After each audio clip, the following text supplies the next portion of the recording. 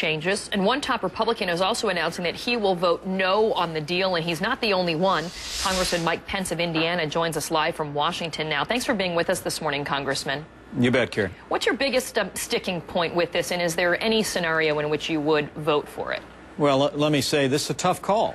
I struggled with this over the last week. I mean, House Republicans have been fighting to make sure that no American sees a tax increase in January. But at the end of the day, I think the deal that'll come to the floor of the House today is a bad deal for taxpayers. It'll do little to create jobs, and I cannot support it. But it will mean a tax increase. You said that they've been fighting not to have a tax increase. If you don't vote for this and it goes down, everyone's taxes will go up.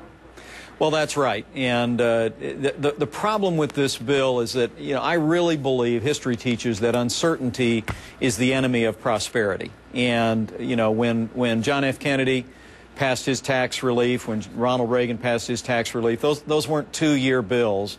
They weren't two-year extensions. They were permanent tax relief. I offered an amendment yesterday that was rejected by House Democrats in the Rules Committee to give us an up or down vote on making all the tax rates permanent. I think if we really want to encourage the kind of investment that will create jobs, we've got to create more than a two-year tax code for the American economy. And so that's, my bottom line is that we ought to take the time, we ought to let the House really work its will, and if they're going to get their vote today on raising taxes on estates, but I'm hoping against hope that they might call an audible and give us an alternative that I think would resonate with most Americans and with common sense. That let's make the current tax rate permanent, and then people will have a foundation they can begin to get back on their feet and create jobs and hire people. Well, let me ask you about that, Congressman, this idea of making the tax cuts permanent. What are your comments in opposition to the bill? You said the American people did not vote for more deficits, more stimulus, or more uncertainty in the tax code. You talked about the uncertainty, but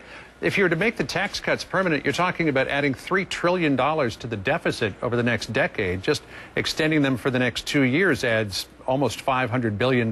So how can you say the American people didn't vote for deficits when at the same time your plan would add almost $3 trillion to the deficit? Yeah, I've heard that analysis for years. I know in Washington, D.C., the budget numbers crunchers here tend to think that when they don't take money from the American people, there's a cost that they ought to round. I still think John F. Kennedy was right that when you embrace pro-growth tax policies, that a rising tide will lift all boats. That means that individuals will have more of their dollars to spend. It also means with a growing economy, I think those predictions are wrong. I think as the economy expands, even revenues to the federal government will expand. But it hasn't worked for the last few years. We're never going to balance the budget, John. John, we're never going to balance the budget unless we get this economy growing again, and temporary, targeted tax relief is not a foundation for economic growth. But can you say, though, that the tax cuts over the last few years have not added to the deficit? That there has been a rising tide that lifts all boats? Look, I think there's been a lot of errors in the last few years. I opposed the Wall Street bailout.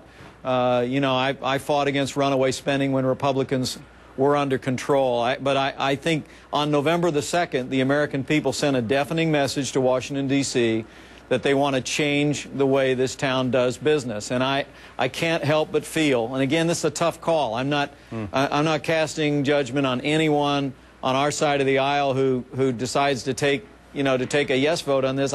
I just think the American people look at this deal and say, we can do better. Why don't you people stick around and figure out how to get this thing done in a way that will really create jobs and be fiscally responsible? Well, Congressman Pence, some are saying that your decision, including Congressman Paul Ryan, is motivated by potentially you running for president in 2012. What do you say to that? Look, people that have known me in Congress the last 10 years know that, I try and get up every day and come to the Capitol and do what I think is right for the people of Indiana and for the American people. And that's why, making this tough call for me is all about asking, how do we actually get people back to work? I had a banker in Muncie, Indiana 2 days ago, Karen, who walked up to me and said, I don't know what you should do, but he said, people aren't going to come into my bank and sign a 5-year note on a 2-year tax code. I mean, I think, look, I understand why a 2-year extension makes sense politically. I just don't know why it makes sense economically. You know, we're just forcing another debate on taxes 2 years from now when the American people are saying, for crying out loud, create some certainty in the tax code so that we can start to get this economy back on its feet.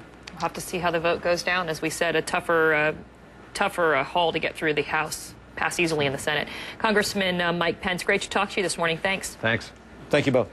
Also developing this morning, new intelligence coming out of Iraq that al-Qaeda is planning suicide attacks in the United States and Europe over the holiday season. And it's possible that the botched bombing in Stockholm, Sweden last week